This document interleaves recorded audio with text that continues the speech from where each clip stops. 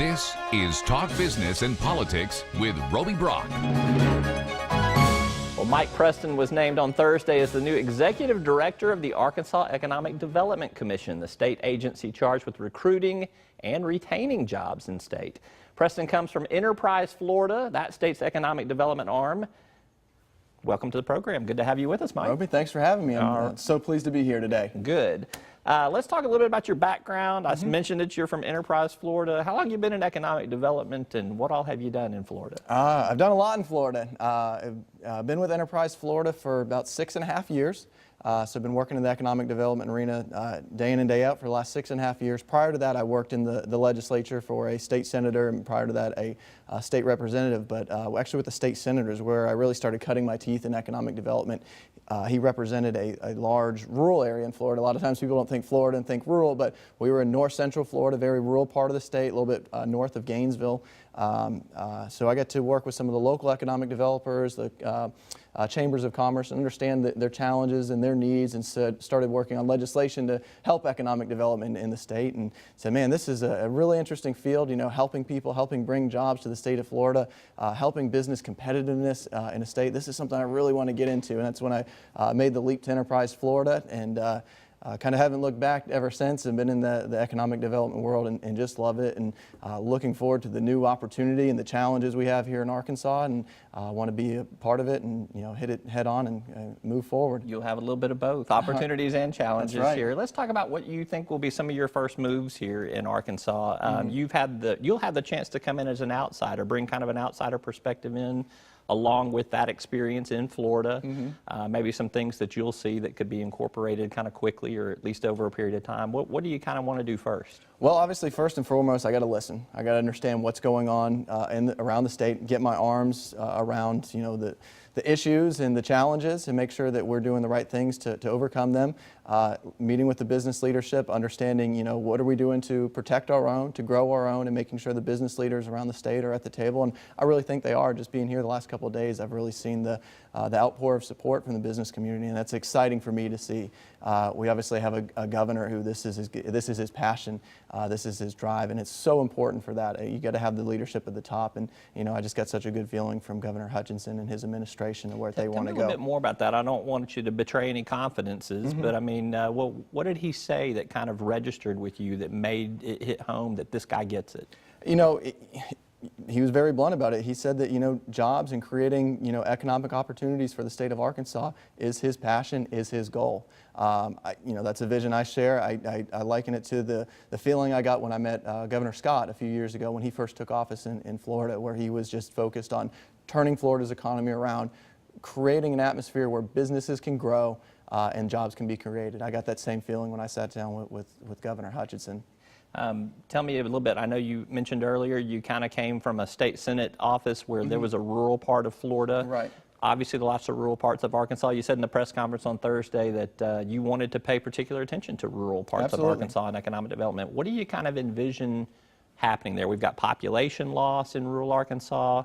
You might not have some of the infrastructure that you need. What can you do to boost economic activity in those parts of the state?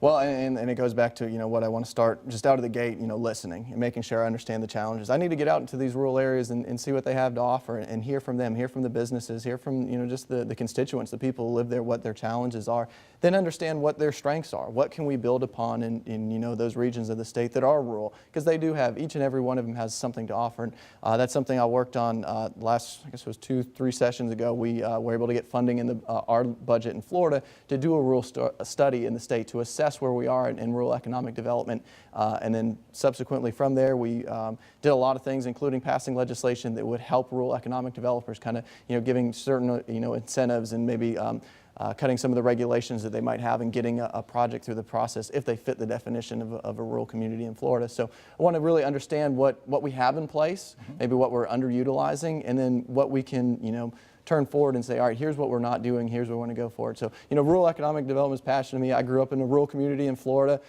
My first job as a high schooler was sitting on the side of the road selling boiled peanuts. So that's why, you know, I cut my agriculture skills and going out and getting the peanuts and then selling them on the side of the road. And that was a little town called Hildreth, Florida. I think it was the only thing in the town. We rented inner tubes to float down a river close by.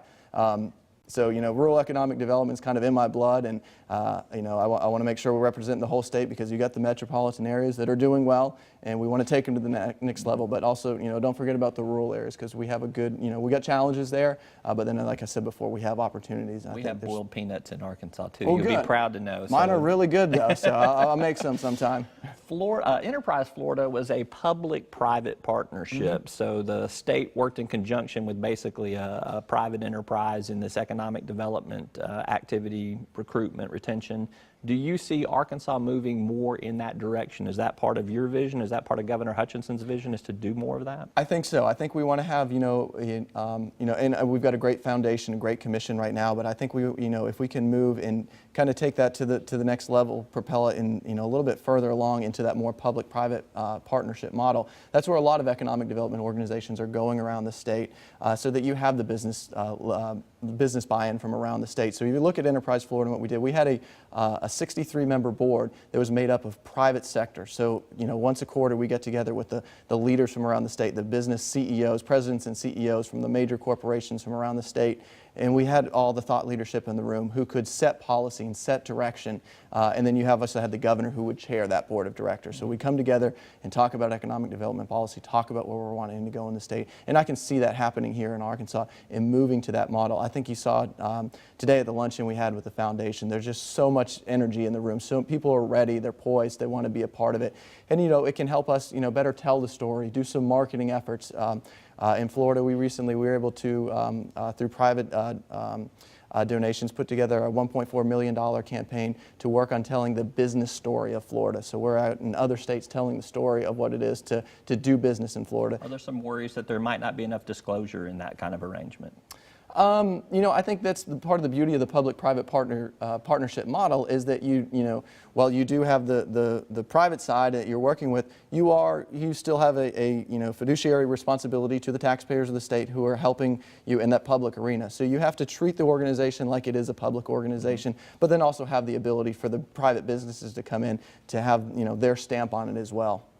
Last question for you. The governor mentioned at the luncheon, the AEDC Foundation luncheon, that he hoped to see an amendment pushed forward by the legislature to enhance some incentives in the state of Arkansas. Do you see some shortcomings in our incentives that we have to offer here as an economic development tool? There was a report done, I think it was the end of last quarter, a competitiveness report. I've read through that report, and obviously they pointed out some shortcomings, and I think the governor has done a good job this legislative session working with the legislature and their support to address some of those. And obviously cutting taxes is a big part of that. That's going to help that overall organic market-driven growth and the direction we're on to go there. So yeah, think that's going to happen. All right, Mike Preston, good to be with you. Thank you so much for being with us. Appreciate it. All right.